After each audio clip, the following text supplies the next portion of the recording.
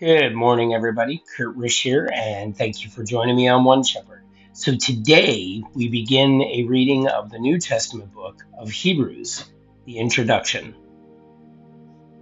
At first, Christianity was Jewish. Jesus was a Jew, his disciples were Jews, and the first converts were Jews.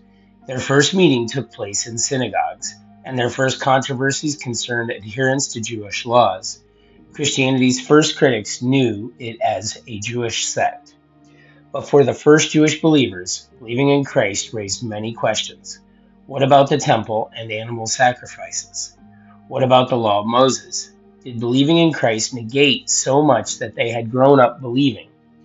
Was it really enough to trust in Christ? The Old Testament did not answer these questions. Answers were needed right away for those who lived in the time of this book's writing.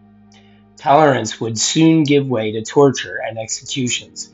Nero would not leave this odd group alone forever. Believing in Christ would be a life or death proposition, and the temptation for Jewish believers to go back to their old ways would be irresistible unless they could know for sure they had made the right choice. About the author and date. No one knows for sure who wrote Hebrews.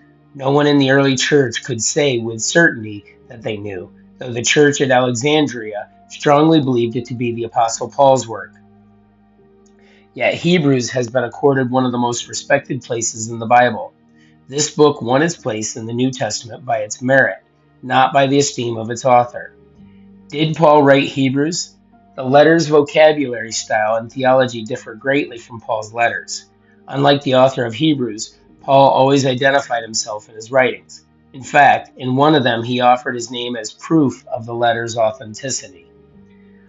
The language of Hebrews is polished, deliberate, and without the outbursts of emotion so characteristic of Paul. Typically, Paul used Greek, Hebrew, and other sources in his Old Testament quotations, while the author of Hebrews used only the Greek Septuagint. Hebrews 2:3 seems to say the author did not hear the word of salvation directly from the Lord, whereas Paul did. If Paul wrote Hebrews, he left none of the usual clues. Tertullian suggested that Barnabas wrote it. Barnabas was from Cyprus, where the Greek was of good quality, and Hebrews represents the Greek of the educated and cultural classes more than any other New Testament book. Barnabas was also a Levite, a person who would be very familiar with Judaism's sacrificial system, central to the book's theme. Barnabas's name is translated in Acts as son of consolation or son of exhortation, a parallel to the description in Hebrews 13:22. Martin Luther and many other contemporary scholars have speculated that Apollos wrote Hebrews. Apollos was a Jew, an Alexandrian, and a knowledgeable, eloquent man, but none of the church fathers named him. And if Apollos did write Hebrews, the Alexandrian church would probably have known it because Apollos was an Alexandrian. Could the author have been Priscilla, as the scholar Adolf Harnack suggested? The masculine participle in 1132 probably suggests that out. The original recipients knew who wrote it, but they left no clues for us.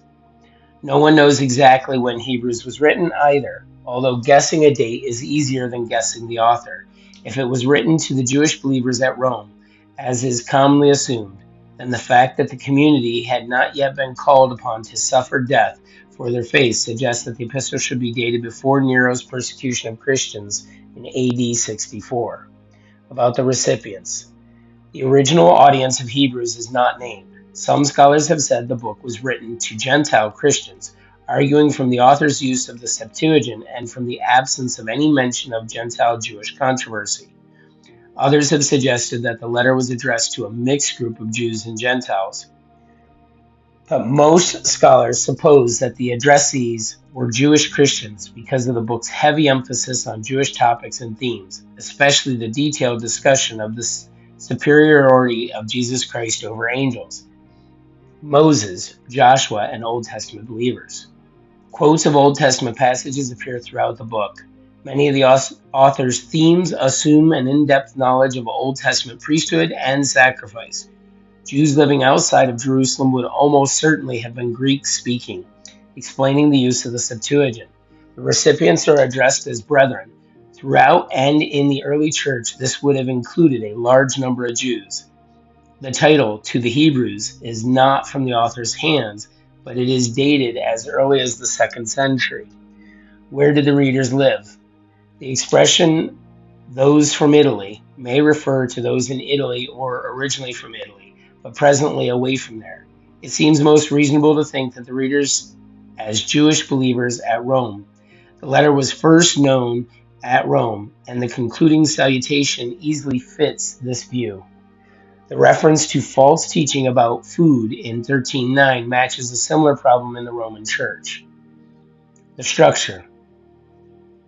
The structure of Hebrews is unique among the epistles of the New Testament. Was it a letter or a sermon? It has the ending of a letter, but not the salutation of one. It does not name its author or its intended audience, yet it contains personal greetings, assumes that the readers knew who was writing to them, and mentions some well-known mutual acquaintances, such as Timothy. This mix of elements has caused much debate about the book of Hebrews, or of what the book of Hebrews really is, with no solid conclusion. The author himself calls it the word of exhortation. About the purpose. The book of Hebrews was written to address doubts of those who were second-guessing their conversion to Christianity. You began with God's plan of salvation, it says in effect. You believed in his word and followed his plan of salvation through the temple sacrifices. And then, when his once-for-all final sacrifice was made in Jesus Christ, you believed. That was as it should be. That was God's plan. Do not go back on the steps you have taken. The author of Hebrews sets out to show that Christianity is the true successor to Judaism. He centers his attention on 3 topics: priesthood or divine mediation, sacrifice or divine redemption, covenant or divine promises. He used 3 Old Testament passages to prove his point. Psalm 110, which announces a new priesthood providing the necessary divine mediation. Psalm 40, which speaks of the new and final sacrifice providing divine redemption. And Jeremiah 31, which announces a new covenant that provides full and final forgiveness. According to the author of Hebrews, all of this points to the supremacy and sufficiency of Christ. True spirituality comes through access to God, and this spirituality can be found only through the Son of God, Jesus Christ. The book of Hebrews establishes the supremacy and sufficiency of Christ overall. His sacrifice was enough to take away our sin. He is all that we need to come to God today. Christ in the Scriptures.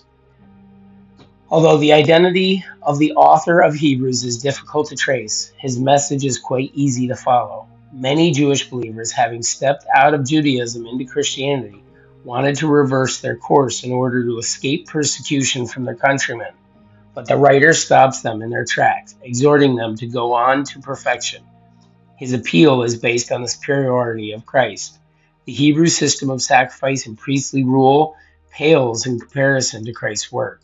The writer insists that Jesus is better than the angels, for even the angels worship him. Jesus is better than Moses, for he created him. Jesus is better than the Aaronic priesthood, for his sacrifice was once for all time, and he is better than the law, for he mediates a better covenant. And we have an outline of Hebrews here, guys. And that's it for our reading of the introduction to the book of Hebrews. Guys, thanks for joining us. May you have a great day, and God bless.